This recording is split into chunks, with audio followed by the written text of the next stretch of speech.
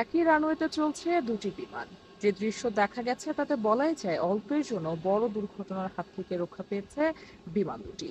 শিরো ওঠা সেই ভিডিও প্রকাশ্যে এসেছে। আনন্দবাজারের প্রতিবেদন থেকে জানা গেছে, শনিবার ইন্ডিগোর একটি বিমান অবতরণ করছিল, আর ঠিক সেই সময় ওই একই রানওয়ে থেকে এয়ার ইন্ডিয়ার একটি বিমান ছেড়ে যাচ্ছিল। ইন্ডিগোর বিমানটি রানওয়ে ছুঁয়ে দ্রুত গতিতে এগিয়ে যাচ্ছিল।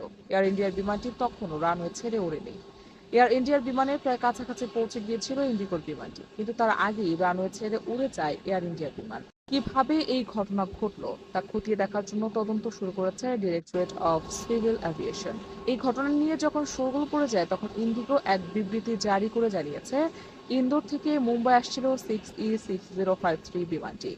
মুম্বাই এয়ার ট্রাফিক কন্ট্রোলের সবুজ সংকেতটি তাদের বিমানটি অবতরণ করে। এই ঘটনার পরই মুম্বাই বিমানবন্দরে যাত্রীদের নিরাপত্তা নিয়ে প্রশ্ন উঠতে শুরু করেছে।